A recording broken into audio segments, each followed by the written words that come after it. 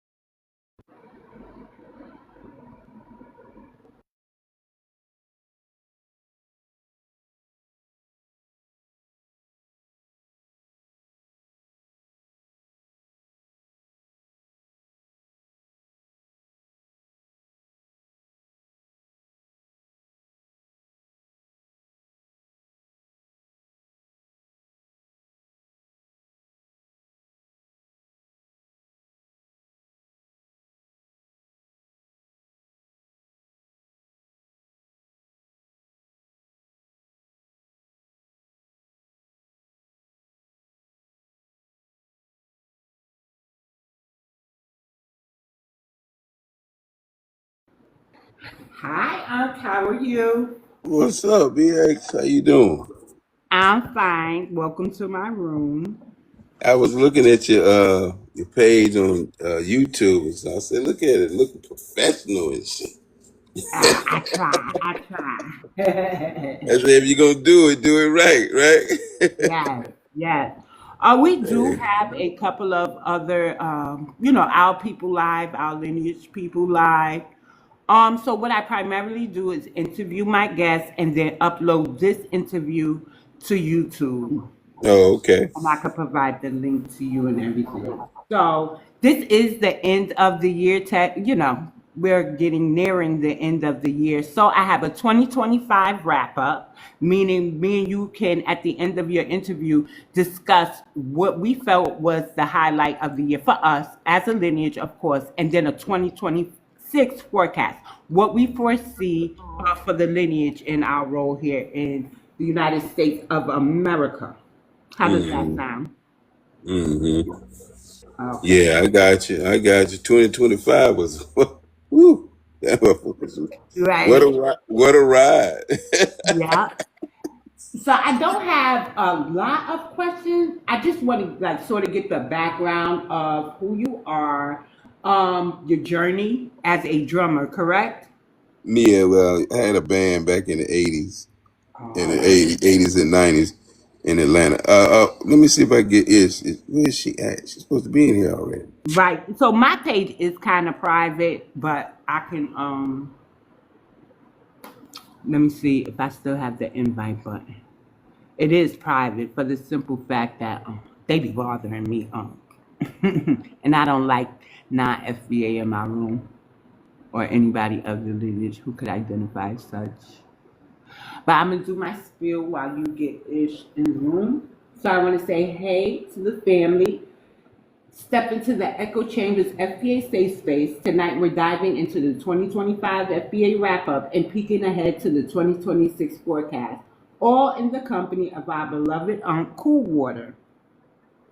So when you're ready, I'll start your question and answers, and you could answer. Yeah. Were Okay. you introducing me just now? Yes, yes, Unc. There she go. You would like Ish on the stage? Of Absolutely. course, Yep. right? Yeah. There she Yeah, goes. she's part of the ride. Yeah. Yep. Okay, I sent the invite, correct? Okay, yeah. All she has to do is accept the invite.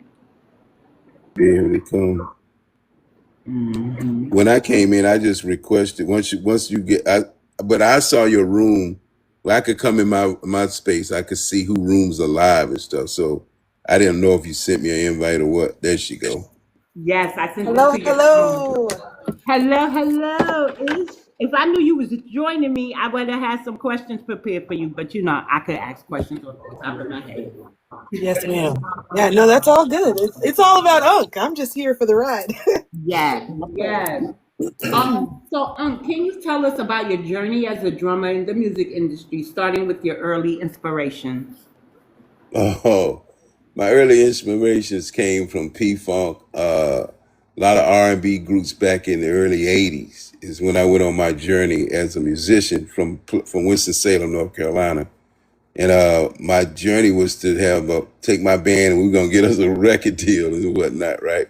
We end up getting one, and but I went to Atlanta in the early '80s. Uh, Journeyed down through Albany, Georgia, then up through Alabama, then back around to Atlanta in '85, and that's when the real journey went. Did my band allowed me to see a lot of the world? Did some DoD tours where we went over to overseas to Italy, Spain, France, Turkey, playing for the military. Got my first record deal in '90 with Interscope Records, my band Heart to Heart, and just been in the music business. My first major hit was I produced, uh, co-produced and co-wrote with for the group Silk in Atlanta. That was my first major thing, and so I just kind of been in the music, singing, entertainment all my life. I ain't never did shit else, you know. So now who I am today, I'm just taking the same things I used back then when I was writing hit songs, and I'm just trying to make sure that I got the music is saying what it needs to be saying for the time of where we are. Right now, we on some real delineation stuff. We on some separating stuff, and we on some time for y'all to take your ass home stuff, right? So, yeah, that's where we at, and that's kind of the journey of where I'm on right now, you know, because this is the most important part of my life. All the other stuff was cool, but this right here is history making. So, yeah, that's where we're at.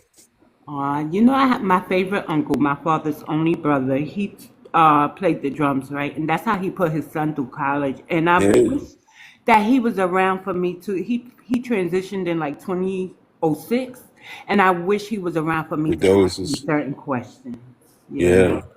Drums have did me well. You know, the music business.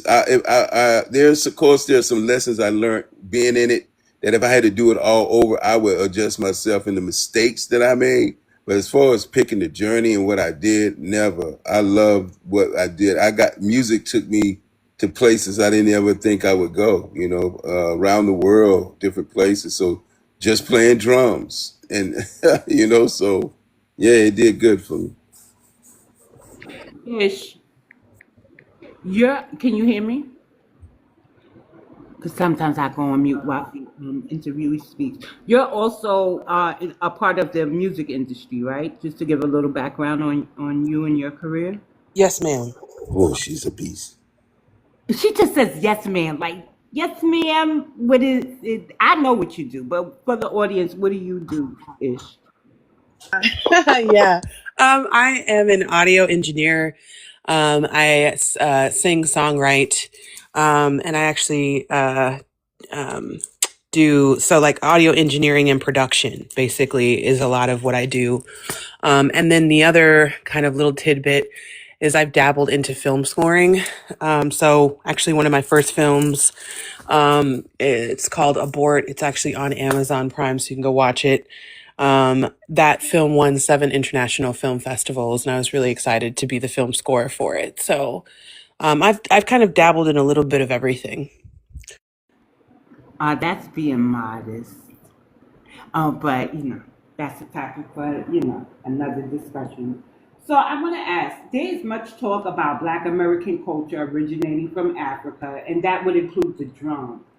Can you tell us if you agree with that sentiment and whether the rhythms from African traditions or the church influence your playing style? Is that question for me? Yes, and if Ish wants to chime in, because Ish, she didn't say she's also a music historian. She's very modest. You know what I mean? Yeah. She's a beast in all genres, musically, creatively, and everything. What was your question to me again? Okay, I thought you were That talking to there's Ish. there's a lot of talk about Black American culture originating in Africa, and that would include the drums. That's the first thing they say. Africa had the first drums, and we get it from them. Would you agree with that sentiment? Or if African rhythms influence your style or the church? No, no, I ain't. My shit ain't connected to Africa. But let's be clear: drums were with communication for everybody. So they weren't the only ones who used drums to do what they did, to do what they do. And ours is totally different. Mine came definitely from more of the church, from my influence, people, drummers that I've seen growing up, funk bands, Parliament. I mean, I watched them all. Larry Blackman, everybody we watched. I got pieces of them and created my own gumbo. But to say that drums originated in Africa, everybody the Chinese communicated with drums. Well, you don't call them Africans. But every region had their way of how did you utilize the drum. We're the only one who took a drum set and played that shit so good. You became a whole section, a drum section, and made funk and the beats that we used. That had nothing to do with Africa. Africa didn't have no drum sets at the end of the day. So we took our lemons and made our lemonade, and they just need to leave it alone. No, I didn't get nothing. And a lot of my stuff did come from church. That's where most of the musicians, the baddest musicians, majority of them have come through the churches, vocally, as a musician, whatever. The baddest cats come out of that arena for sure. And so we do have a question, and I guess it's rhetorical. Basic. He says, I need to know when Africans came over and taught us the drums. We would have to ask an African, but since Ish is a music historian, would you like to provide any insight on the question I just asked? Absolutely. So the drum as we know it in Black American culture did not come from Africa. The drum set is a purely Black American creation. Obviously taking, or it's taking from what Unc said. It's a symbiotic thing. It's a symbiotic instrument, the drum. There's different types of drums all over and across different types of cultures. But oddly enough, I've heard a lot of folks from the African diaspora say that you got the drum from us, you got the drum from us. Well, if that's true and we got the drum from you, then you got the drum from the Chinese, because the oldest drum ever found in the world comes from China. It's called the alligator drum.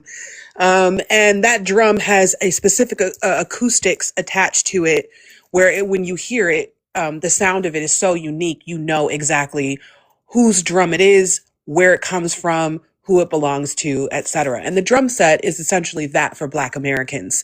I will say, during the mid to late 1700s, and this is following some of the earlier slave rebellions in the country, drums were actually outlawed on plantations, on a lot of plantations. And so Negroes were not allowed to even play the drums outside of particular events or particular moments in our history during chattel slavery. The reason why is because YT people, as Unc has already mentioned, people across different cultures and ethnic groups have their version and their connection to the drum, or what is a drum. And the Europeans are no different. And so they know, just like many other cultures know, because drumming, very much like hair braiding or very much like kind of other elements, other cultural little tidbits that are symbiotic across the human species, so across cultures, creeds, codes, etc., is used as a form of communication. And because they understood that this was something that they didn't want to be regulated within our community, so that we would not be able to have access to a form of communication that would allow us to organize for rebellion. And so they did not allow us to even play the drum. So when Africans say, oh, well, we came over and taught you the drum, or you got the drum from us, there was a complete separation there in history. There's a complete break in history where that just couldn't, it is impossible for that to have happened in a way where it influenced our music, because even the very music theory of the way that we play the drum is separate. Black Americans typically operate on a cut time or a 2/4 times music theory key signature, whereas Africans typically operate on the 1 and the 3 beat. We usually only use the 1 and the 3 beat for genres like funk and disco, and then the occasional hip hop track as well. And when we do that, we combine it with particular instruments and to create this kind of musical symbiosis. And so when we do start on the 1 and the 3, it is typically for a particular reason. that has to do with trying to convey certain types of emotional or intellectual thought through the music. That doesn't actually come from Africans, because typically, when you look throughout their history, drums were a signature of ritualistic practices, and so they didn't use the drum in the way that we would use the drum set, purely for entertainment or purely for emotional connection or spiritual connection, culminating those things together. Theirs was more centered on ritualistic things like weddings, ceremonies, ritual sacrifices, things of that nature. And those were not necessarily, obviously those things didn't operate the same way in our culture as they did in their culture. So, yeah, I mean, the Black American drum set is uniquely Black American, and even the way that the drum is played is uniquely Black American. Thank you for that. I hope y'all don't mind this question, and it's primarily for Ish. There's also talks that we got the banjo from Africa. True or false?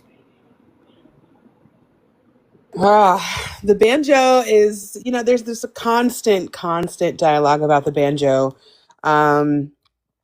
And I mean, I feel like so many of us have already kind of set the record straight. I mean, shout out to Tariq Nasheed, obviously, shout out to Brother Dwan B.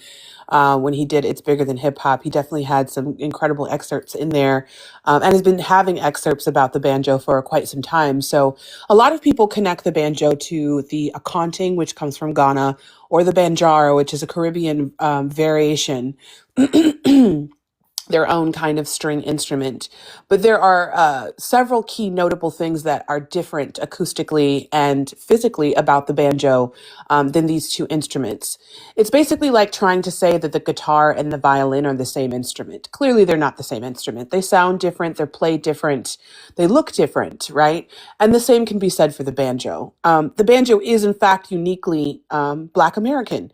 There's actually a lovely article from the Smithsonian Music Center where they specifically talk about, while there are some similarities, the banjo and the akonting or the banjara are not the same instrument. For example, the akonting has 3 strings, a longer neck. It's made out of wooden reservoirs, whereas the banjo is made out of steel reservoirs, usually 5 to 7 strings, a little bit of a shorter neck, and is made with gourd as opposed to animal skins. Those are super key organolical and and audibly different concepts when you're thinking about how the instrument itself is actually made, and then how the instrument itself is played. So, I mean, this is just kind of one of those, things like when we're arguing about hip hop, or when we're arguing about how hip hop is uniquely Black American. It's a symbiotic, genre that was created by Black Americans. Same thing with the banjo. But I think a lot of people, it's this desire to kind of paternalize the culture. Of we can't just let you be proud of something you created, something that's yours. And a lot of that is, people being socialized on the global stage to kind of caricaturize Black American culture, while appropriating Black American culture. If the banjara comes from you, then why did it not exist 600, 700 years ago? Why is it just existing, via the ethnogenesis of Black American people? So, I mean, that's, I guess, where I would land it. Thank you, Ish. So, can you share some of the hurdles you've overcome and still face in your career, and how has Atlanta's music scene changed? Because I'm hearing there's an influx of immigrants migrating there as well. Yeah, on the hurdles. Yes. Typical hurdles for the music business when I was coming up. Everything was always cliquish as it is today. You're gonna definitely probably get screwed on your first go round. You're learning the business. Nobody's really teaching you, right? Because they want you to. The less you know, that's the type of person you want. But we learned fast on how to handle business. That's why we got paid on a lot of things that others didn't. But we did. You're never their favorite. So the hurdles is always the gatekeepers, whether they want to let you in, do they like you, or anything like that. fortunately enough, we didn't have to do any weird shit. We just stood on business as men, and we got in the door, in 90 or 91, Interscope Records. And then we did with Keith Sweat and Silk in 90, I think that was 90 or 91 was with Silk, and 90 was with my group, Heart to Heart. But yeah, and what was the other question? You had the, So you're based in Atlanta, correct? correct. How has the music industry, the landscape of it changed since an influx of immigration? Well, the music business, it changed way before that. When record companies started backing out of wanting to do the proper helping artists development or stuff like that. That started after the first thing. When they took that away, they start not getting the kind of deals, and it went from just looking for lesser talent, right? Because in America we want our worth, and once you start learning the game and you know what you're worth, and they don't want to give that, they start looking for alternative things. Same way in movies and stuff. You see how they're not hiring out black actors to play black parts. It's the same thing in the music business too. You start looking for the cheaper model, but the cheaper model don't necessarily get supported in America because black Americans are really strange, especially once we recognize who you are. But in Atlanta, it's definitely different. You know what I mean? I could see. I left Atlanta in 2009, came back in 2019, right before the pandemic and whatnot. Uh, when I came back in 19 and I was riding through the A, I was like, man, God, damn, this shit don't change. Like I never saw so many immigrants, melanated immigrants in my life. And there was a lot of them, of these different tribes, but they're damn so noticeable. And so Atlanta is not totally like black Atlanta. We're able to stop it if we get ahead of it, but it's definitely more 50-50 now when it was really 100 foundational shit. When no other immigrants, no other ethnicities or none. That shit was not on the radar when I was here, especially when during the times we was doing the record business and everything. So yeah, it's definitely noticeable, but it's not stoppable. That's what I look at it. So Stephanie Mills, and I'm paraphrasing, she did an interview, I'm gonna say maybe a year or two ago, and they were asking her about traditional R&B. I'm gonna say old school R&B. Is R&B still, the genre to go to? You know what I'm saying? Something like that. Mm-hmm. And she said that we're still doing R&B. However, the people, okay, so we still do R&B, except the labels want R&B, just not from us. So we do have R&B singers, but it's the labels that don't want us. So they'll put like somebody, I don't even know who to name. I just don't turn on my radio anymore. So they basically want non-FBA to do R&B. Do you agree with that sentiment? Yeah, that happened a long time ago too. Yeah. In the music business, when you start seeing more people singing R&B that wasn't us, then that happened way before now. The lesser they took and made our categories dimmed down, right? Even the people who thought they were singing R&B that wasn't R&B singers, that shit wasn't really R&B. R&B has been gone, and then our outlets have changed also. We don't really have the radio stations. Only one is halfway us and halfway not. You know what I mean? But so all those things that you needed to promote R&B has changed. But there is a place where you can promote your shit. It's called the social media. You just got to know how to do it and put out some shit that people want to hear. Something that means something. And you got to know the fabric of where your people are today. I don't know if she's in touch with like what we're doing. What I'm writing about is what we talk about. And I know I got an audience for that because I'm saying what we all say. I'm just putting it in music, you know? So I don't know, it's a different ride, with them and the celebrities and how they handle this type of stuff, what we're doing. Because they go against it. It's kind of like biting the hand that feeds you type of shit. So it's a real delicate rope they have to walk, but most of them are not 100% down, though, truth be told. Right. Ish, do you agree with what Stephanie Mills said? Oh, definitely. I think, and it's not just R&B, but I definitely think that, it's people want our sound, but they don't want us. So I mean, it just unfortunately that's kind of the name of the game, and it's kind of really always been like that since the inception of the music industry. They want to take from us, but don't necessarily want to give us the credit or give us the equity and like pay us you know what we're owed. I mean, the music industry is a 29. Last year, I think they made $29 billion or something like that, and black folks only got 16% of that.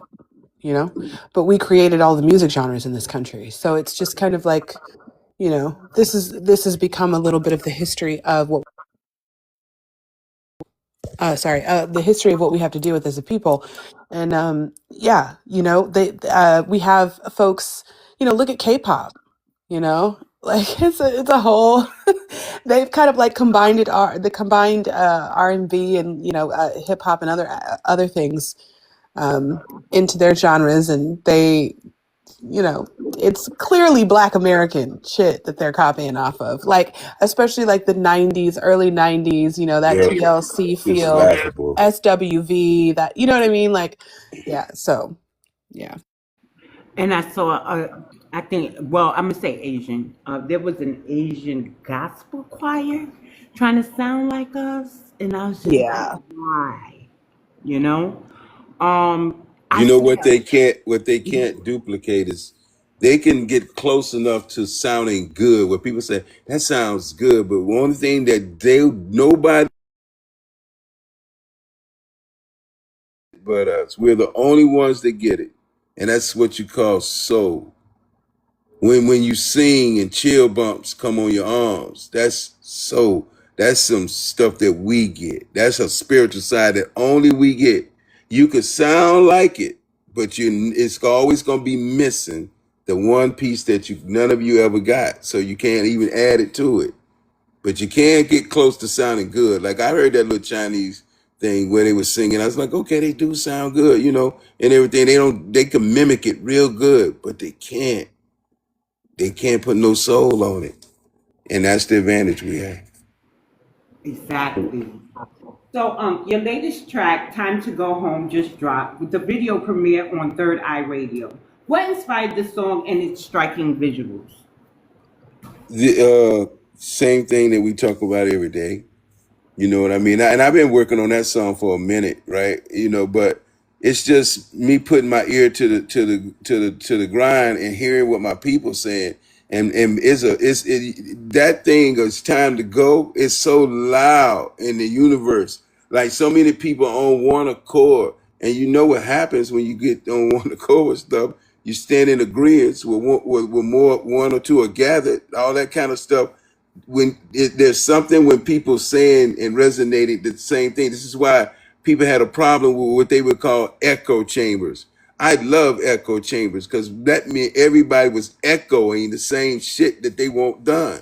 I don't see nothing wrong with it. So this is what this song is about. It's echoing what my people are saying. And we basically say we've been nice enough.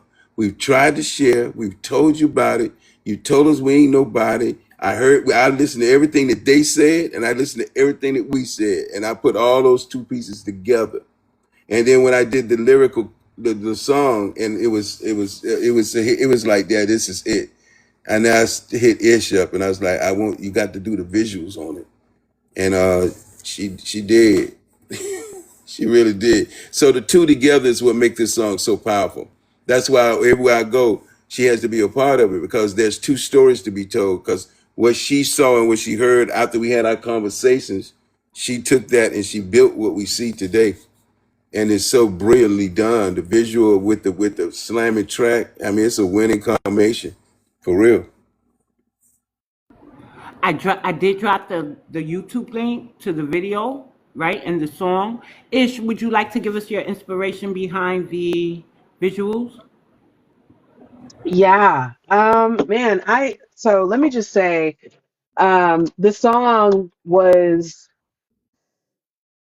it just blew me away, first of all. And I really was like, at first, I was like, man, this is going to be a fast. I had to sit with it for a little while.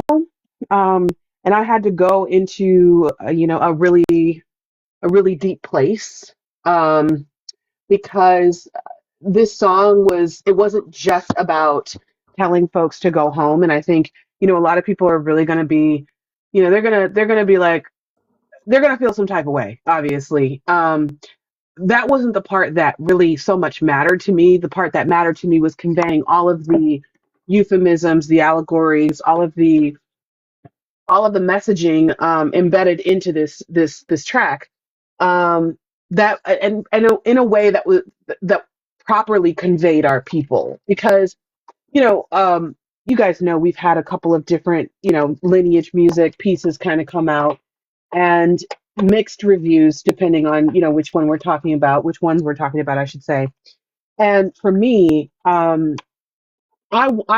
felt that um, I needed to be very responsible in how I conveyed the imagery uh, for this song for the people. So there's a lot of history, right? Obviously, we're telling folks to go home. We're telling folks, hey, you gotta get the hell. You ain't gotta go home, but you gotta get the fuck up out of here. Like, you know what I'm saying? And this is kind of something Right. that's being echoed across, different places and spaces across the world, where people are kind of getting fed up and they're kind of over it at That's this it. point. And so I kind of had like a responsibility to like really portray that, while also combining the legacy piece, the history piece, and all of the things that go into that: technology, the inventions, the hardships. There's a line in there talking about, you benefit from how we kick down doors. And so, like, that imagery had to be on point. It had to be like, you know what I mean? It had to convey not just the struggle of that, the triumph of that, which is why in that particular piece, instead of conveying it, as like a kind of simple thing, I was like, no, this is going to be a Black American man. This is going to be a Black American in full military fatigue with this kind of expression of triumph and assertiveness on his face, kicking down the door, because that is essentially what we've always kind of come with. So it was really important for me to really bring out all of the history and the comedy. There's a lot of comedy in the song too, like where you can laugh, you can cry, you can connect, you can reminisce about our history, and really truly who we are and everything that we've been advocating for, especially in the last 5 years in terms of delineation. So I just wanted to bring that to life and do the people proud. And so, yeah, that was kind of my thing. It was a great job, both of you. So, this is Mhm. like towards the final question, but I do have the wrap up, 2025 wrap up, and then the forecast afterwards. So this is like the last, I'm gonna say, technical question. Okay, Um, cool. No so, problem. so I've watched you light up TikTok panels and break things down for the family and Twitter spaces. Always raw, real, and unapologetic. The Lineage crew holds you up as a favorite unk, right? Um, how do you see your bold style shaping the future of Lineage music? Ooh. Um, honestly, I haven't even really thought. I haven't looked at it like that. I don't know. I know it's affected because I'm good at my gift. And that ain't me pat myself. I just know what I went through, and I know what it's supposed to be like on this side of music. Like I had really didn't even like doing music until I found something that I could create music and make it sound good enough for my people could ride around with. Because it really was just like I wanted y'all to be riding with this shit like I be riding around with it. Like it really gets me going. There's some shit going on, and I know what song to put on. Like right now, we on that delineation shit. Right, time to go is I presented it as a statement of telling you what we wanted, what we want, what we're doing, and what we're going after. I told it in a nice way. I told them why and what they've done to offenders. And then I told them at the end to go on and fly away. Simple way, but just want you to go. And so since that's happening and we are looking and focusing on that, because these melanated people are really disrespectful to us in a real messed up kind of way. And I don't want to hear that it's no shit that's on the internet, because my life ain't just on the internet. I talk about this shit when I'm not on the internet, and I know they do too. And a lot of that stuff they're talking about, they're bold enough to bring it to the internet, and I'm bold enough to believe you. So yeah, this was the song that I just wanted to do. And the next song that we're going to be talking about, third world brains from third world countries, is just another form of us continuing our story on why we're delineating. We want y'all to be gone. Especially the ones that are illegal, and it's a lot of them, and some of them that are legal that are doing effed up stuff. They got to go too at the end of the day. So yeah, I hope And that's V Sahara is clapping it up in the comments. She has the little clap emojis. So uh, I do agree, the disrespect, and that's why I try to keep it to where they can't say it's not all of us, yeah. as if that's not they're not in political positions of power. So I just want to shout out to the brothers and sisters in Maryland who helped to get Westmore's decision to veto their reparations study bill overturned. So, Hmm. and the Bay was issued, well, approved for a reparations package, right? Where they'll have a guaranteed income of, I think it's 97,000 annually. Um, so I'm not an activist in any of those places, but great job to them. They have set a precedent. Hopefully, other states will continue. And shout out to Cali with the SB 515. So I kind of want to bring it all together, right? So we did address the disrespect of the melanated immigrants. Some of them claim that we hold no real power, that our ancestors' forced labor shouldn't count, and that their presence here owes us nothing. Meanwhile, others, regardless of background, insist immigrants built this nation. And let's not forget, some either push back against our reparations or try to ride our coattails. New York is a hot mess. They came up there and said this should be reparations for the world. Dr. Ron Daniels, who's on our commission, has stated he will not leave behind Harry Belafonte or Sidney Poitier's descendants.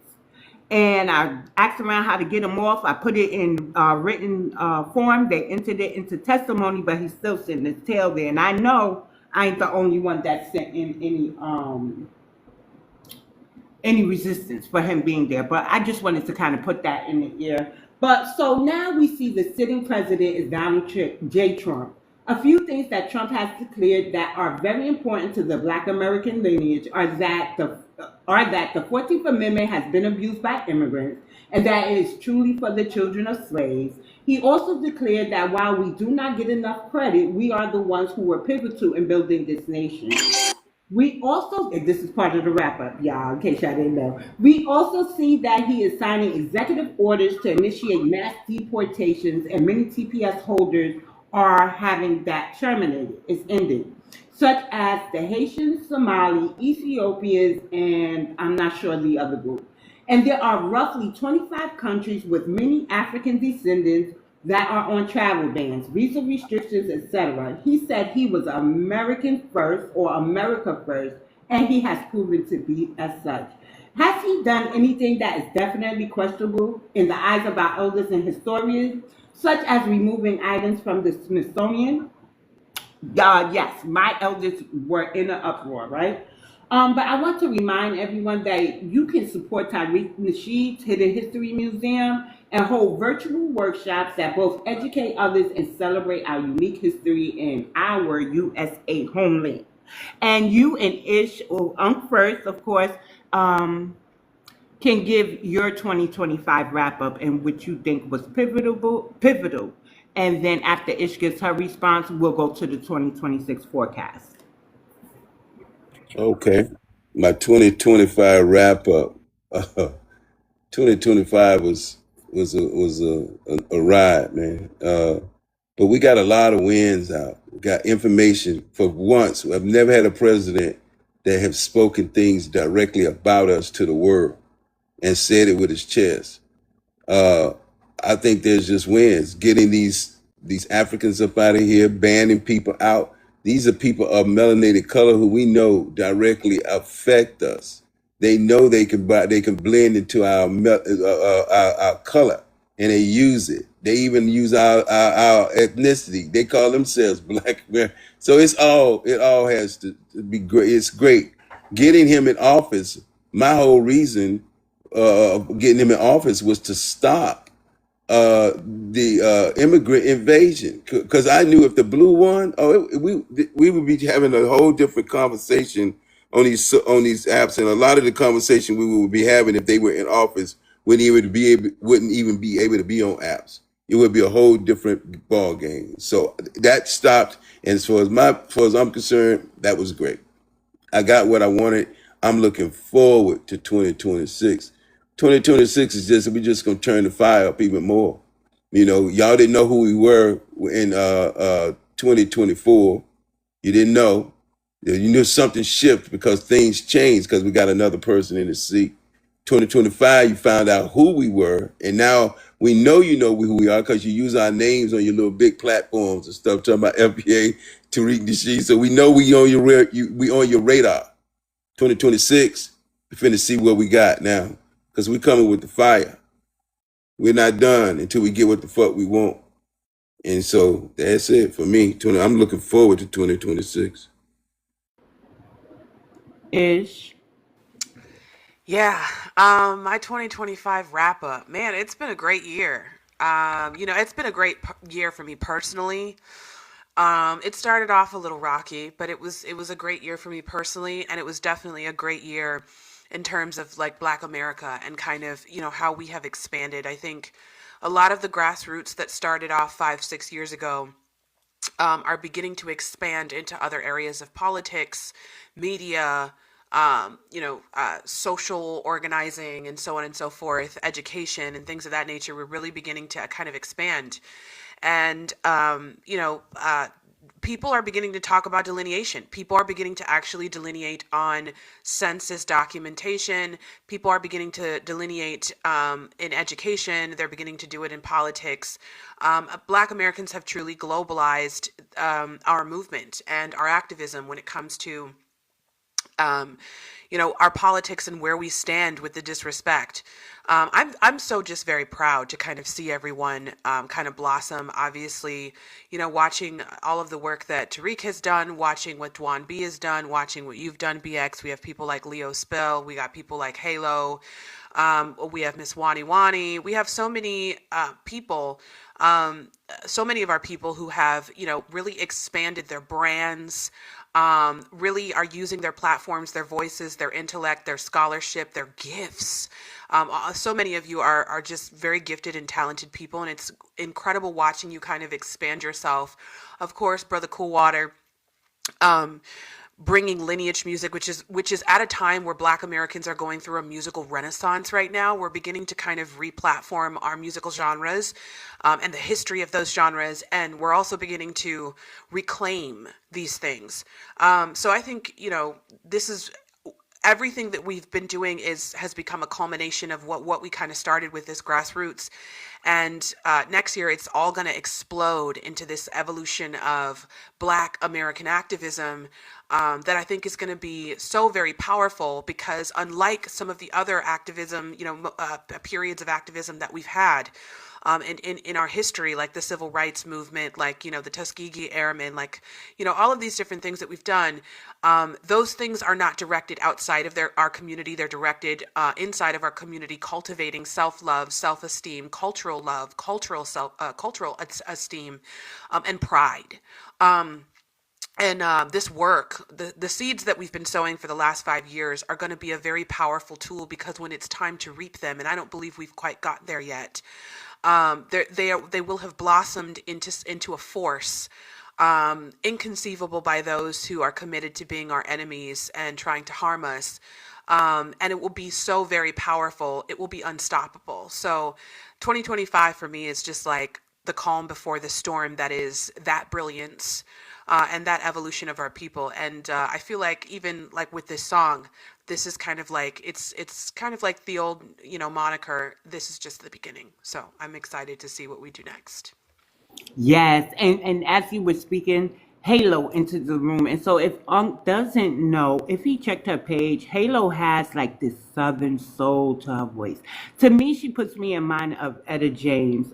The other night on her panel, she was singing and she just dropped 16 bars. I said, "Oh shit, who know Halo could just freestyle like that?" She was going after Tethers, of course. So if you're in need of a singer, I would collaborate with Halo. I love Yeah, her. I've heard her sing and she's excellent. She's literally in terms of lineage music, and I would just Brother Coolwater, because I know that you are also looking for artists to kind of put pieces of their music just to support those people on the platform. I would definitely tap in with Halo because she's one of those people that has incredible music, and she's never scared to bust out in lyric or in song or whatever. But she has that.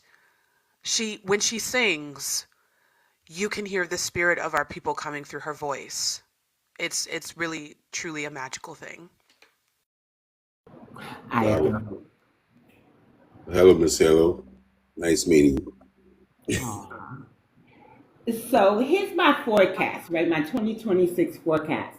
Reparations are gaining ground, rolling out state by state, from Evanston, Illinois to Asheville, North Carolina, and big ups to the Bay.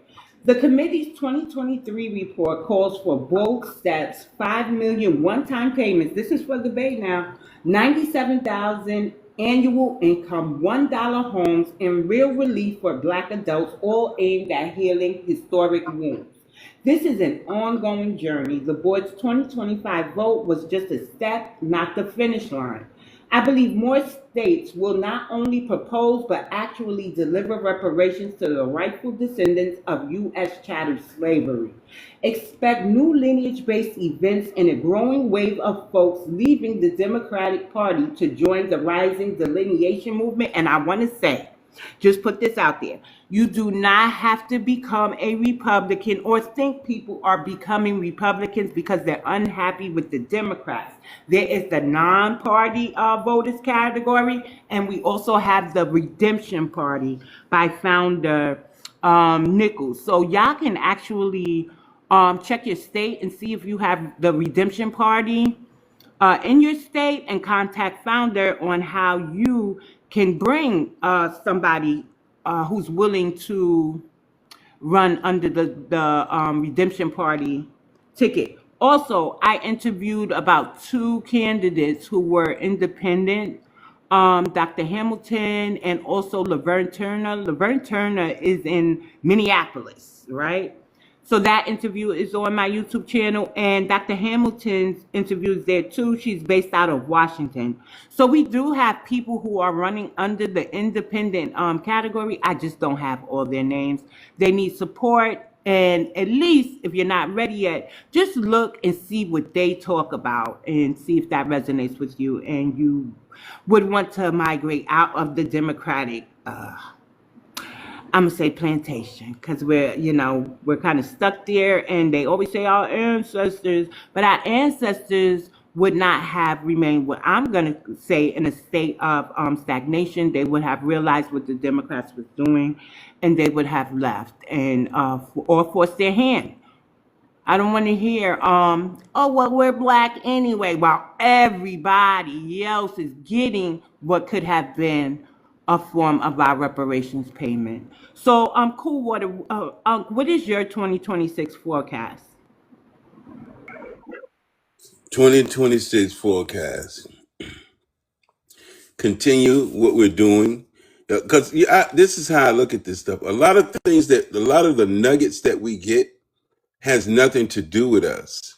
Uh, I think the ancestors be doing some amazing things, stuff, conversation like the Somali stuff. We didn't, that was just like a gift, but it was a gift to help our cause because it shows what we've been saying about these people and how they're blended in our communities and making people think this is some Black American shit and it's not. So 2026, I'm looking for some more amazing things that the ancestors gonna do. I'm gonna have my spiritual ear tuned in to hear what the spirits are saying, so I can stay obedient. Like doing this music, this is something. This is nothing I was planning on. This is something that just came to me to do, and it's happening. So stay focused and look at what's going on. Keep your eyes to the information outlets, come into spaces, continue to talk, continue to build. 2026 is really going to be an interesting time. We do have to mainly start focusing on midterms, because if the Democrats get the hill, it's going to be very difficult for Mr. Trump to do anything. So we want to continue to have wins. We're not going to be able to sit on the couch this time. Not this time. Presidential shit, you probably could, but the midterms, no. You're going to have to get out and say, I'm standing on this side. And this, you got to look at what side is helping you and what side is not, and just be honest with yourself and stay focused. But midterms is very important. We need to get on that as soon as we say Happy New Year's. Okay, back to work. And start getting the people to the polls and making sure they out there to make sure that we keep Washington. It's very important for our future. So yeah, that's what my 2026 look like. So before you give your 2026 forecast, Ish, I just want to remind those in the chat that New York wasn't built by immigrants, and I have a email campaign to demand Mandani's retraction. Okay, That's just right. copy that to your clipboard and fill it in. If you have a problem sending it in, some people from out of state told me that they had a problem. Just contact me and I'll walk you through it.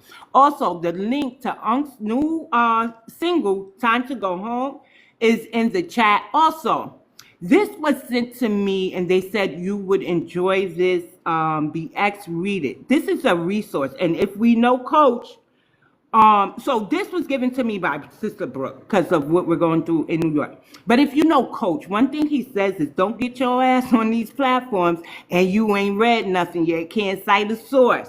And he sent me a reading list. So I'm listening to Back of the Hiring Line by Roy Beck. So if you're in the chat, please get that. It'll show you how they forecasted for years how the Hispanics and all those other groups would push us to the back of the hiring line.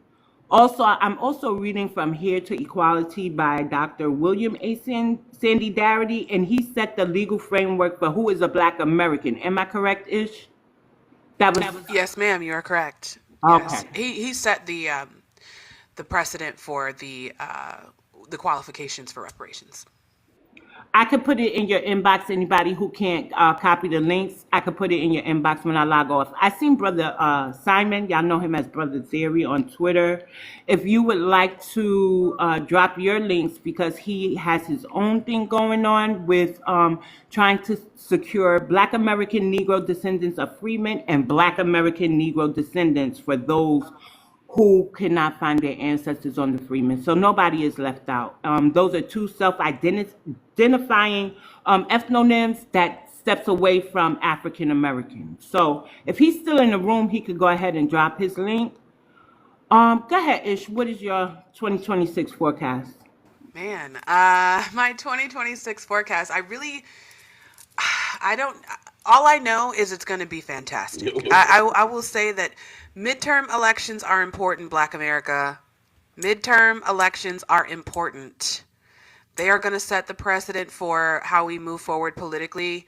They're going to set the precedent for cementing a lot of these policies that we've been advocating for, and other equitable things that we've been advocating for the last 5-6 years. So please get out and advocate for the proper candidate. We're not going based on party. We're going based on policy now. This is how we're moving. I don't got to tell you guys that, but just a gentle reminder. I guess I would say, kind of as I said before, I think moving forward into the next year, it's going to be an evolution of what we've already done. I definitely think bringing to the forefront, we're going to see more inventions. We're going to see more replatforming of our cultural traditions. We're going to see more platforming of some of our history, obviously continuing to set the record straight about our history, identity. But I think we're going to be doing it in a different way. You're going to see a lot more Black Americans on political commentary stages. You're going to see a lot more correcting the record. I mean, we've just done incredible work over the last 5 years. And so really, I just think all of that is just going to be culminated into this evolution of, this explosive evolution of work that we will begin to actually reap the seeds that we sowed the last 5 years. So that's kind of my general prediction. Thank you for that. Hey, So, DX, yes. I wanted to add this to it too. Mhm. 2026 is going to be a major shift in the AI area too. So y'all just don't run from it. Just embrace it. See how you can use it. Figure it out. It's not going to go away, but it don't work by itself. It only works as you being the captain of that ship. But AI is going to be causing a lot of shifts, even in music and movies. They got an AI movie coming out, so it's going to be a real shift in that area. And some people are going to be afraid of it because change ain't always easy or fun, but it's always going to change. So I say embrace it, figure it out, get you some lessons, learn how to do the shit, and be part of it instead of running away from it. Why? Because our generations down the line are depending on us to be knowledgeable of and using everything that the ancestors give us to advance our place where we're going. So just want to make sure we plug that and understand that that is going to be a major shift in 2026, even more.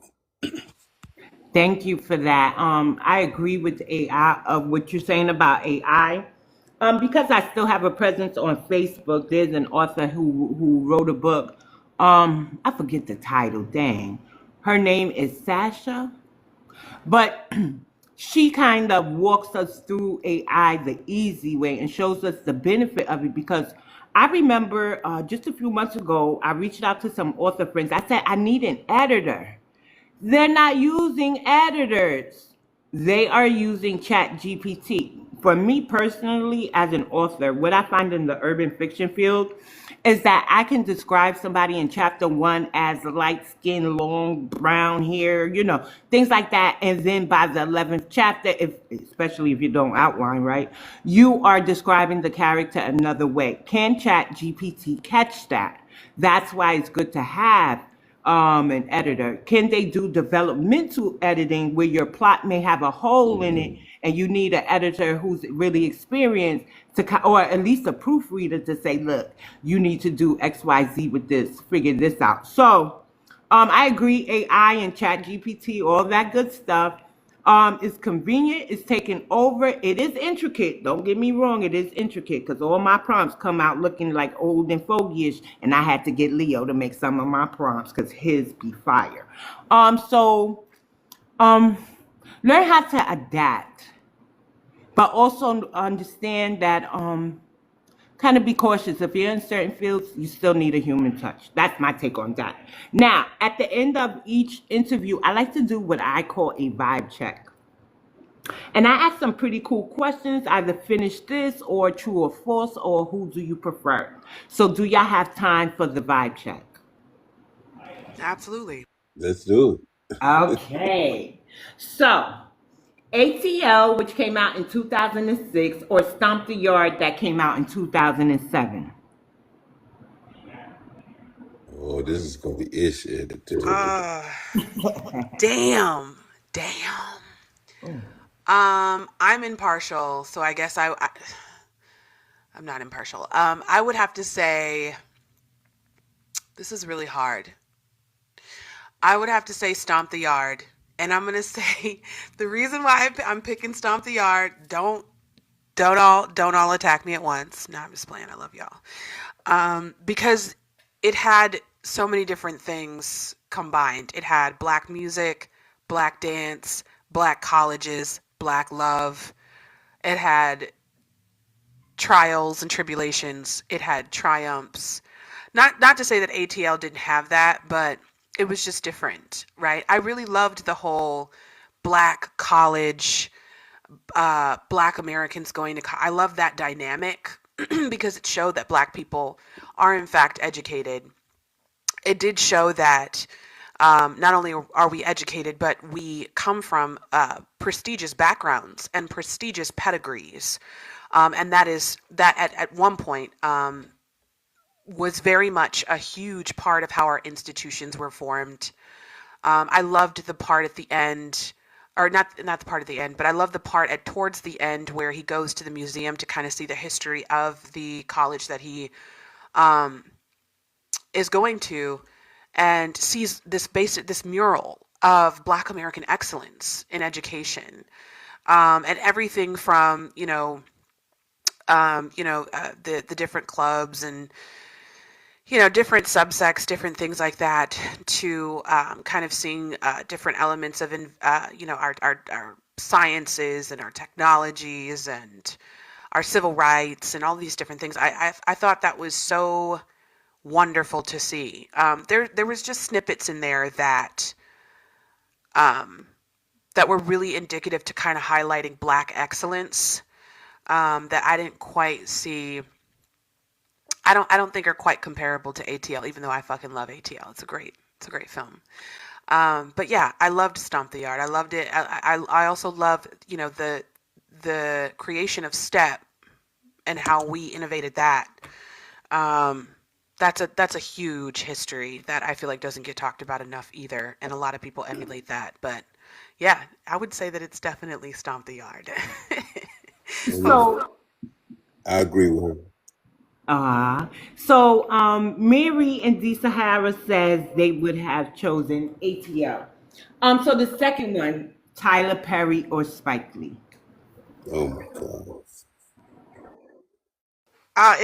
It's Spike Lee all day over Tyler Perry. I'm gonna have to go with Spike Lee. Yeah, I'm definitely gonna go with Tyler. It's definitely be of the two. I have to go with Spike. I mean, his stuff was a lot more culturally, street culturally than Tyler's shit was some weird shit that we probably shouldn't even been watching. Yeah, he been doing weird shit lately. I'm just looking at him like, bruh, like I'm a I little don't even want to like, watch this shit, bro. Like it out. I don't even want to watch it. So, yeah, that but I got some hits, some historical hits, so I have to go with him.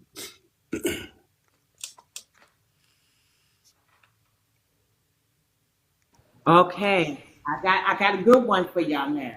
This is probably ish. I'm gonna see how you're really gonna answer this, but you could go first. Ragtime, bebop, or Lindy Hop? To what now? Ragtime, bebop, or Lindy Hop? These are older genres. Yeah, um, me with music. My thing is really from the '70s forward. I didn't go into the other bebops and all that kind of stuff.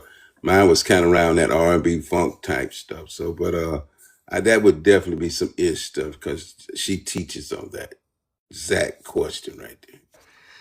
ah man, I'm getting ready to learn now. Go ahead, Ish. Which one you want? I'm serious it's though. hard. So ragtime is a derivative of jazz and blues. Definitely, I'd say late 1800s, early 1900s. But if I had to choose ragtime, bebop, and what was the other one? It was Lindy Hop. Lindy Hop. Yes. I think I'd have to do bebop. And the reason why I have to do bebop is because I love the scatting.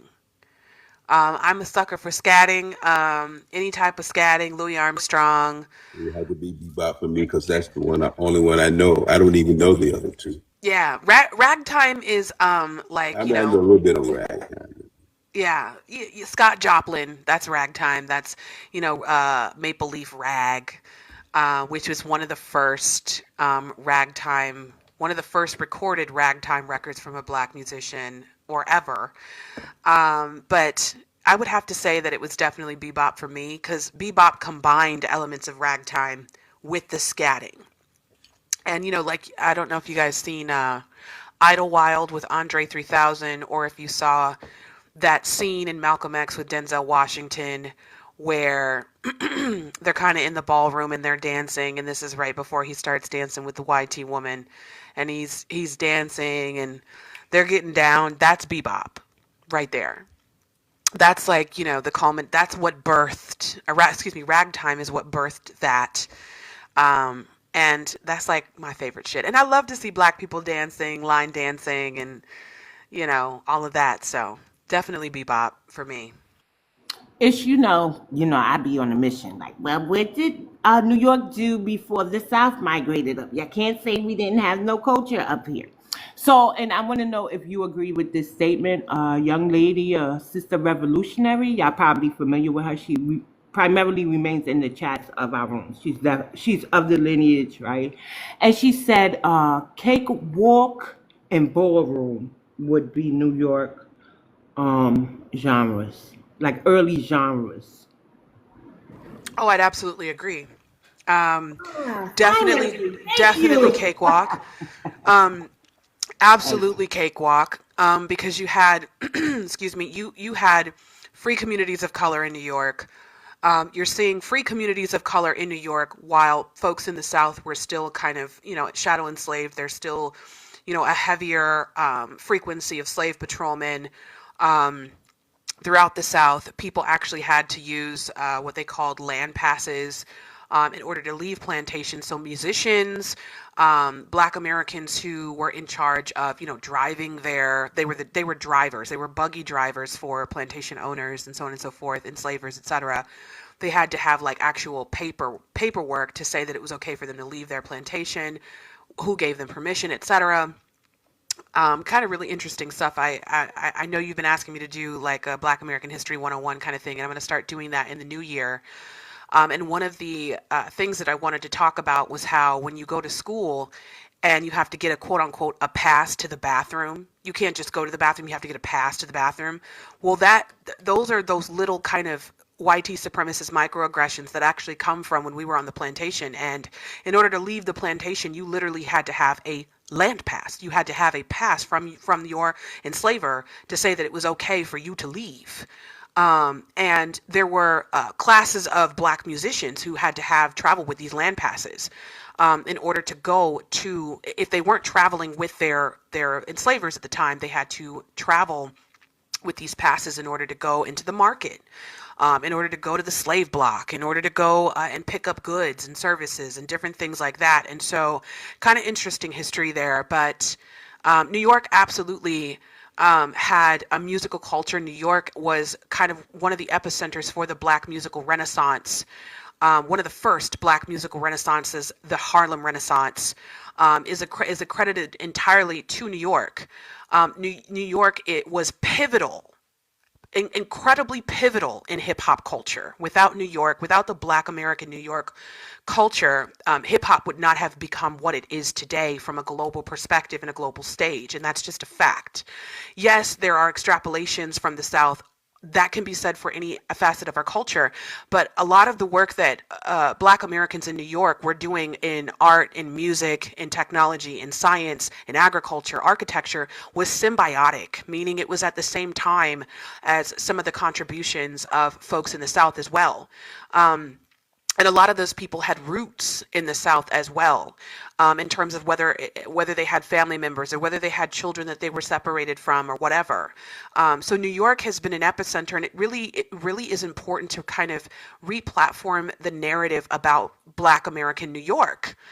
We can talk about Seneca Village. We can talk about, all of these different kind of facets of New York and how it has played an incredibly pivotal role on the global stage for music and art and invention for Black America. So I think, that's something that Cakewalk is a huge thing, especially going back to what I said earlier with the film about Malcolm X, Denzel Washington. A lot of that was in that New York, Boston, Massachusetts, Jersey area, right? The Silver Slipper, right, which was the diner that Malcolm X used to frequent. That's in Boston going towards the New York border. So, I mean, this is a subsect of our culture, very much as we would say, that West Coast California gangster rap vibe is very much a part of a subsect of the culture in terms of how it really popularized and changed the world and how the world looked at our music, and how it looked at our innovation.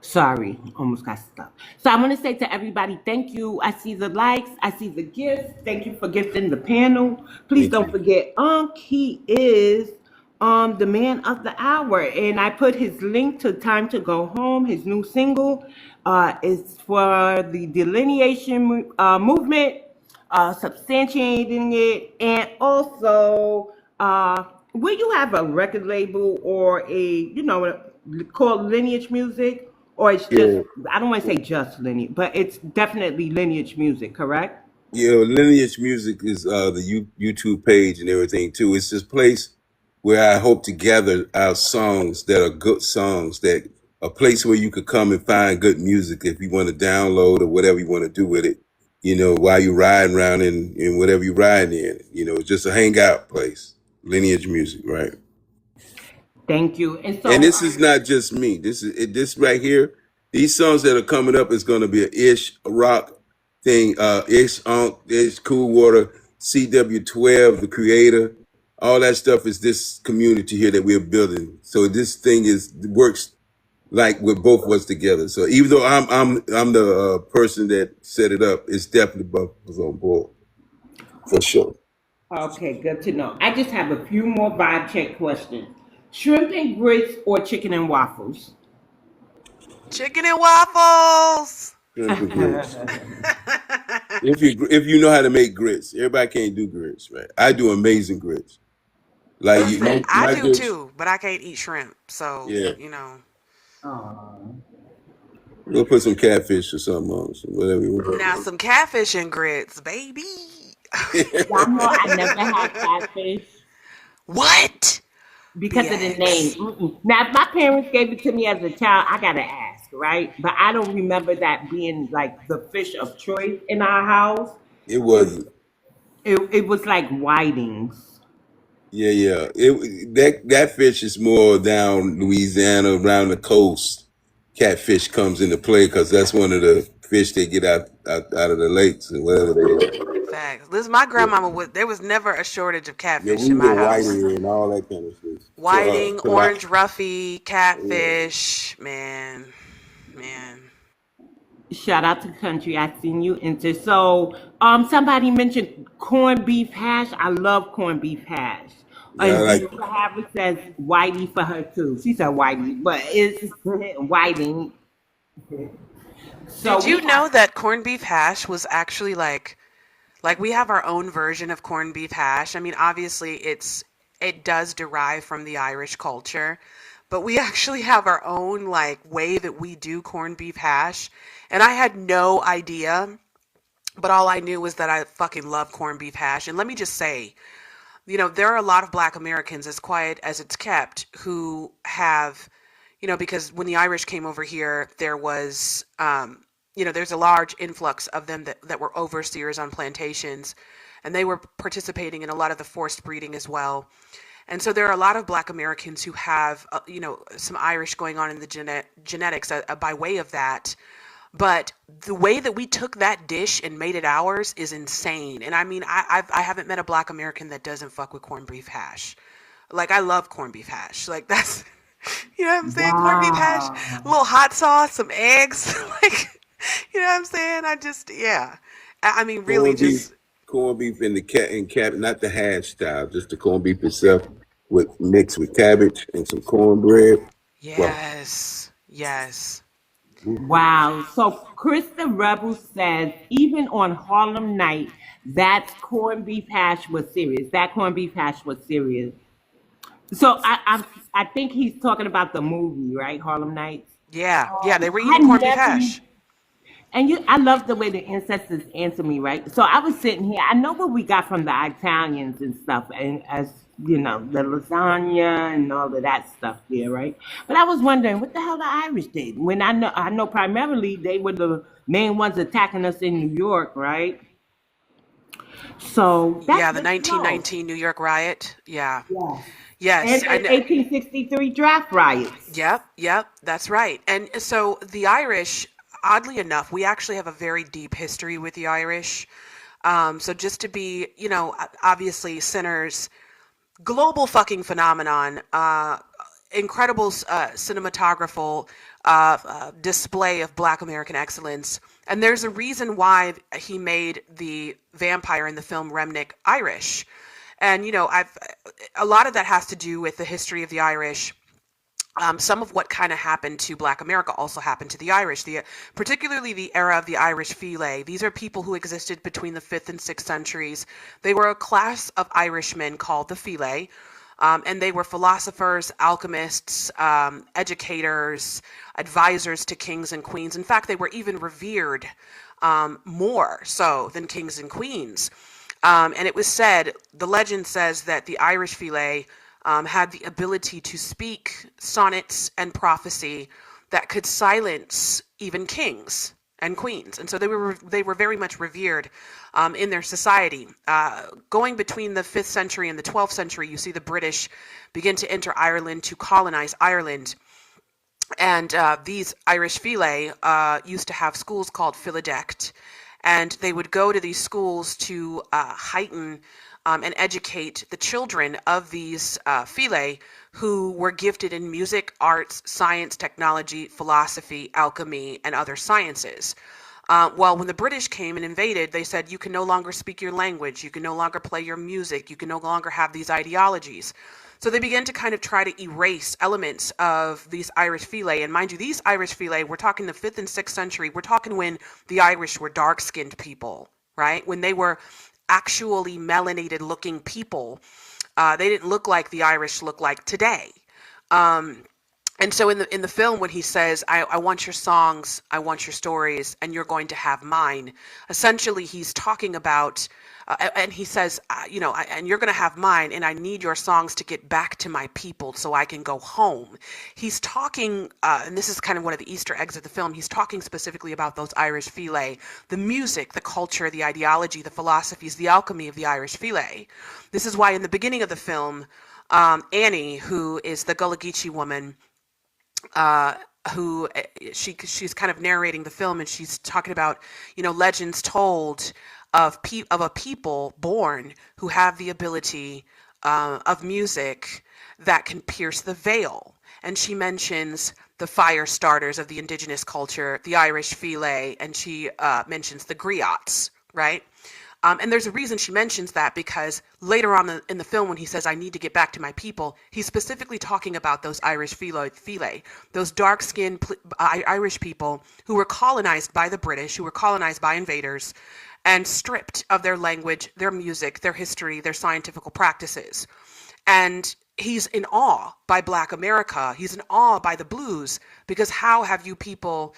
And at this point, we're talking the early 1930s. So at this point, we're talking about 200 years, 300 years now. I'd say since, let's just put it at 1619. I know it's before then, but let's just put it at 1619. We're now talking about 250, 300 years time span that's gone by. And Black Americans have still been able to preserve music genres, technology, cultural things that his people were not able to preserve during that time. Which is why he so desperately is trying to persuade them to give up themselves, to give up their culture, so that he can harness it and get back to his people. And so this is kind of, anyway, so I'm saying all that to say, when the Irish came over here, a small bulk of them came over in the mid-1600s, and then you see the larger bulk of them come over in the 1800s. And when they came over, a lot of them were criminals, a lot of them were overseers, indentured servants, etc. And when they came, they brought their folk music. It was the last little bit of culture that they had from the era of the Irish Filé between the 5th and 6th centuries. So roughly the 400s and the 500s BC. And so when they came over, they were playing their folk music, and they actually began to listen to the songs, the blues, the Negro spirituals, the gospels of Black Americans in these barrel houses, which would later become known as the juke joints, the earliest juke joints, which started on during chattel slavery on the plantation. And when that happened, they came to Black America to learn the blues. They came to us to learn ragtime. They came to us to learn jazz. And then they implemented their folk music in with that, right? And that's how you get, some of the earliest folk music comes from Black Americans and Irishmen who learned from Black Americans. And so that's kind of how those things intertwined in regards to our connection to the Irish people. and some of those cultural kind of intersectionalities. Wow, thank you for that, Ish. So I just have two more quick vibe check questions. Sheila E. or Questlove? And for the audience, those are drummers. Damn, Who Unc, you got it. won? You got it, Unc. Uh, Ish passed it to you. Sheila Quest. I go. Sheila ain't of the culture though. Is she? Is Yeah, not that I know. I didn't. But Was she she has not? stood up for us with hip hop. She said it comes from funk and don't listen to the. I'm paraphrasing, and don't listen to everybody Yeah, else. she ain't us though. I remember now. But I don't even know if Quest is either. All right, me Uh, either, y'all. Me if I either. had to go with just the talent, of the two, I would give Sheila the upper hand. Simply because her being able to be a performer. She plays the hell out of some drums. I've seen them both play. I like her style. This is a flavor thing for me. Quest is good too. He's able to be many things in many styles. Because he's always had to play other stuff, other people's music for so long. I don't even know what Quest really sounds like by itself. I haven't heard anything, but Sheila has a signature sound. So I would give her the edge. And I like her doing the times of Prince and shit. So I'm a fan also. Thank you, Ish. You want to answer? Cause I heard that that you know you passed it to Unc mighty fast. He was like, damn, can't choose type shit. I don't really know much about Quest, to be honest. Yeah. So Sheila E. It looks like does have very distant connection to the Louisiana Creole families. Her mother is, I think, a quarter. So that's the only kind of connection that she has to us from a lineage or an ethnic perspective. I think her father's Mexican American. Pete Escovedo is his name. Um, uh, Amir Thompson, who is Quest Love, is in fact one of our people. Okay. Yeah. So Charles and Maggie Lewis were actually they. He is a descendant of the people who came on the Clotilda. So Gotcha. he has a very rich history, Black American rich history. He's from Philly too, right? Yes. Yeah, Yep. yeah, I get it. Like I said, it wasn't based on us. It was more from a performance point of view. I don't even know if I should have did it that way, but that's what. Yeah. His grandparents actually helped to form Africatown in Alabama. Okay. Yeah. So he is a descendant of our people.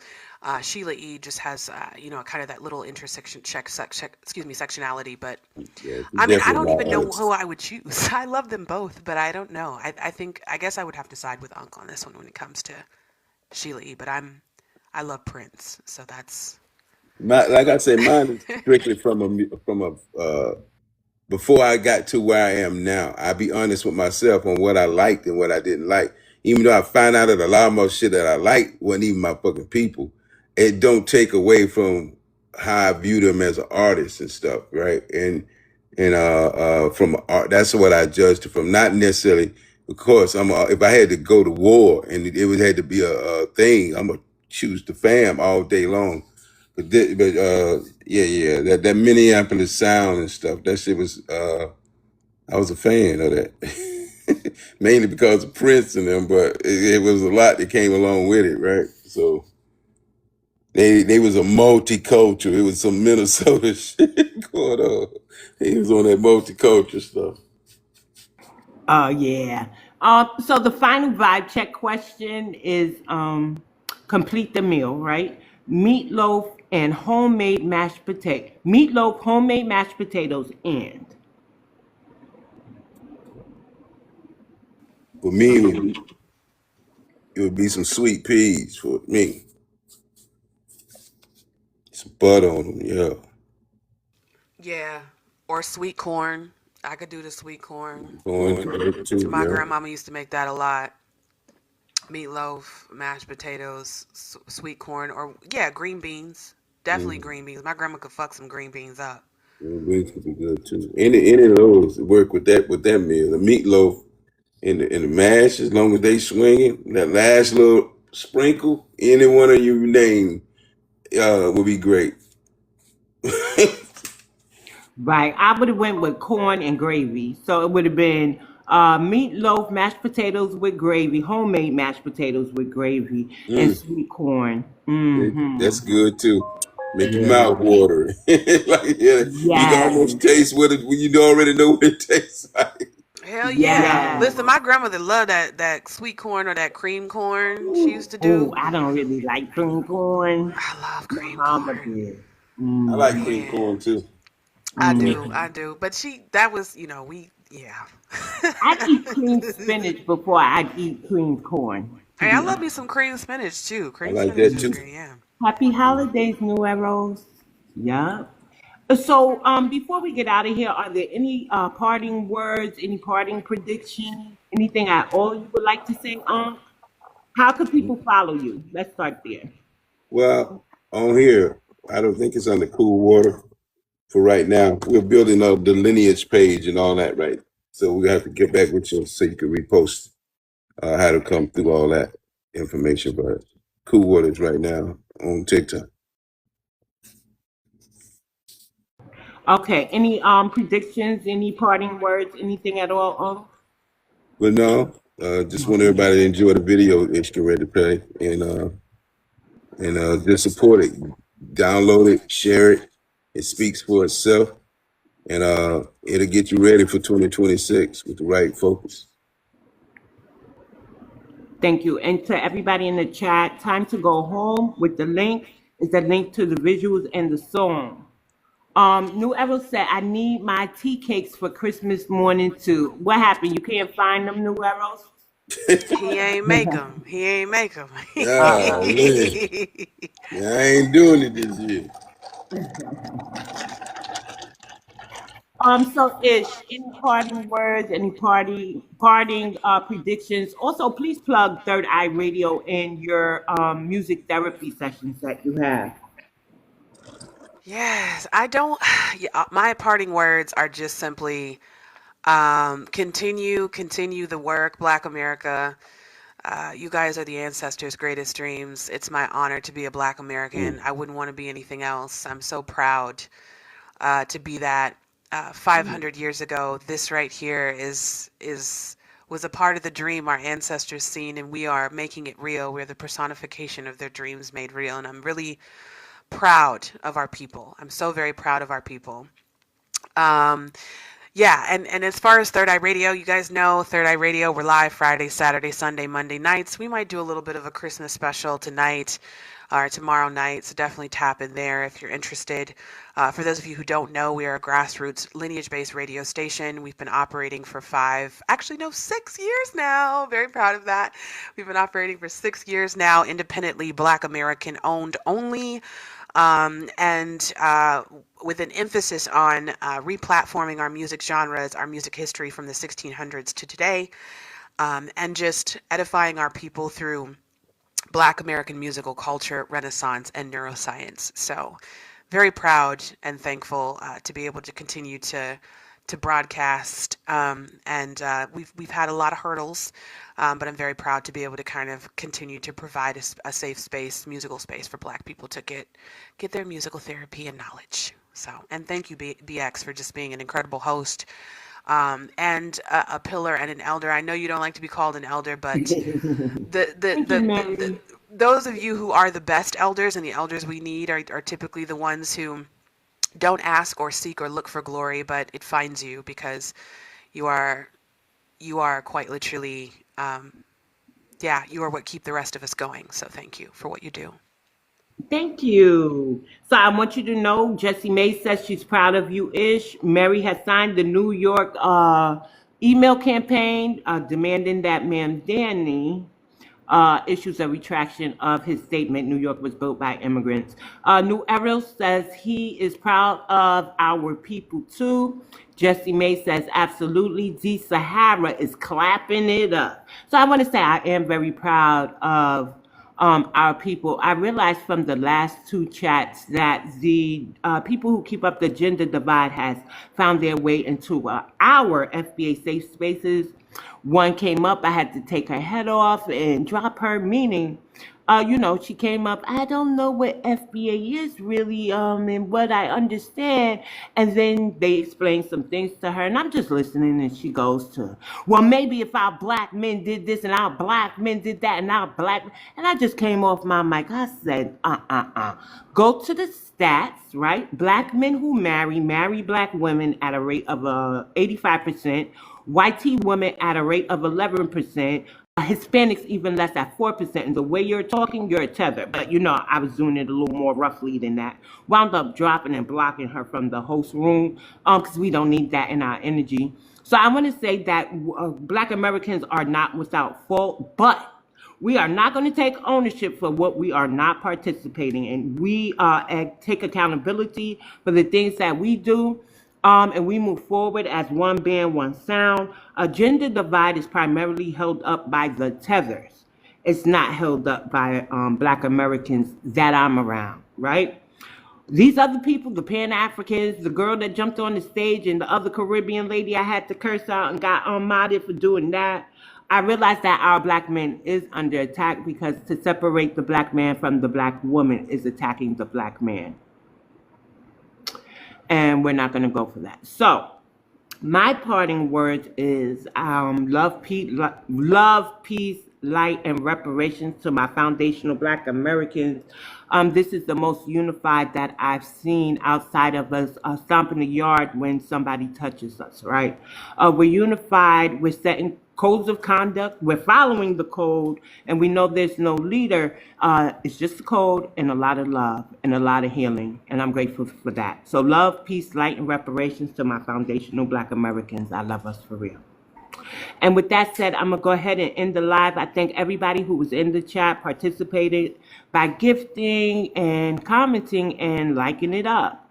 Until next time, maybe I'll come back. Do we have a minute to play the video, BX? Oh, you got the video queued up? You want me to got put it you on queued the up. screen? Yeah. Sure. It's ready to go. Okay, go ahead. Awesome. I'm going to go on mute. Dope. All right, y'all. So excited. This is Unc's video, y'all. Time to go.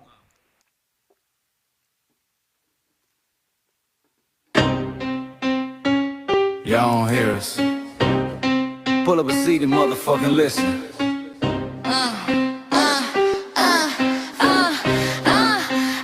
Pull up a seat and motherfucking listen. Pack your bag, time to go home. Talking crazy on our soil where our blood and bones grown. This our grind, we outside on it. While y'all fools on the outside looking, y'all show no respect to Black America, so leave. Hey. Y'all don't get it, so it's time to go home. Get the hell up out of America, take your disrespect and just fly on. Y'all don't get it, so it's time to go home. Get the hell up out of America, take your disrespect and just fly on. You landed on the tarmac, fresh off the boat. Talking about y'all building nothing, man, you choking on the note. My ancestors the reason that this country even breathes. Picked the cotton, built the White House, planted the seed. Jim Crow laws, redlined the map, we was the target. You think that struggle's a costume, man, you can't mark it. We fought the wars, we bled the blood, we died for our future's chance. And you come here and give our legacy a side eye while throwing shade on the guard. While you benefit from doors we kicked down with our last breath. Now you spit on the architects who stared down death. Disrespectful, that's disrespectful, ungrateful, a slap in the face to only people who gave a fuck. So let me show your ungrateful ass to the right place. Pack your bags, time to go home. Talking crazy on our soil where our blood and bones grown. This our grind and we outside on it. While y'all fools on the outside looking, y'all show no respect to Black America, so leave. Y'all don't get it, so it's time to go home. Get the hell up out of America, take your disrespect and just fly on. Y'all don't get it, so it's time to go home. Get the hell up out of America, take your disrespect and just fly on. Passport, the visa, the privilege to be here. Cause my grandma did march for y'all, so disappear from our land. You cosplaying our pain. think it's a trend you can borrow, but you ain't inherit the ghosts of our sorrow. We the foundation, the bedrock, the soil, and the root. You're not no branch on our tree, and unproductive people always cosplaying me. Talking about we ain't do nothing, you lost your mind. We built this from nothing, time after time. From the beginning to now, we've been the backbone and muscle. Why you look down on the struggle and cause a whole tussle? That energy's foul with disgusting, it's whack. So let's make it clear, there's no turning back. This land is paid for in full. In blood, sweat, and tears, and dreams deferred. You don't get to come into a house we built from the dirt and telling black America y'all ain't worth nothing. That's a violation, facts. Pack your bags, time to go home. It's our soil on our soil where our blood and bones grown. Show respect, this our ground, y'all just tenants on a leash. Or get the step. Show no respect to black America, so leave. Don't get it, so it's time to go home. Get the hell up out of America, taking your tennis like it just like Don't get it, so it's time to go home. Get the hell up out of America, taking your tennis back and just like Yeah, fly little birdies. Fly on back to where you came from. This ain't for you, the soil is sacred. We said what we said, It's time. for y'all to go home. So fly a little birdies fly, so fly a little birdies fly, so fly a little birdies fly, far, far away from here. So fly a little birdies fly, so fly a little birdies fly, so fly a little birdies fly, far, far away from here. So fly a little birdies fly, so fly a little birdies fly, so fly a little birdies fly, far, far away from here. So fly a little birdies fly, so fly a little birdies fly, so fly a little birdies fly, far, far away from here. Bye-bye, little birds.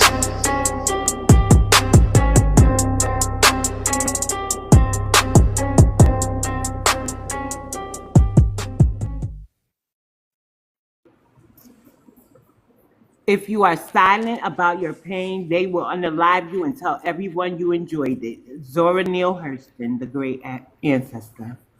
That was beautiful. Shout out to Unc, aka Cool Water on TikTok, and shout out to Ishmael Friedman.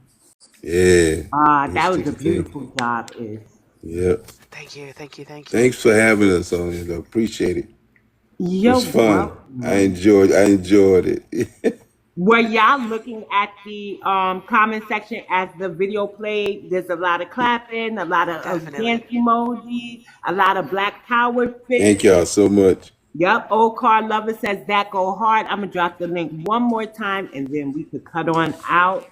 And if you were unable to copy the link, please message me, Ishmael, or Unc himself, and we'll get it right on to you, okay? Thank you, Easy Does It. Thank you again to everybody who gifted and who participated in the live by liking, gifting, and commenting. Enjoy your holiday season. Oh, I'm gonna say this. Be encouraged. Stay encouraged. Even if you don't celebrate the holidays, please kind of unplug from the internet and go around those who love you. I realize it's been a constant, your people ain't this, your people ain't that. Even when I'm in rooms that's just FBA, they find their way in there. And all of a sudden, they trying to put a target on my children, talking about they're Caribbean, but my children are grown, and I doubt you could say that to their faces. So I just want us to get around those that love us and we love them. If you have a spiritual practice that you follow, whether it's spirituality, whether you go to a mosque, whether you are Christian and have a church, get there, stay encouraged, prayed up, and around those who love you. And for me, my spirituality keeps me grounded, along with genealogy. So that's all I want to say, because I'll keep y'all here forever. I'll find something else to talk about and more and more and more. And I know y'all have some holiday festivities to partake in. Correct?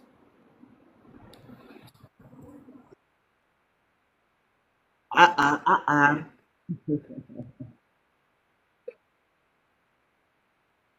Okay. All right. Thank you for gracing my platform.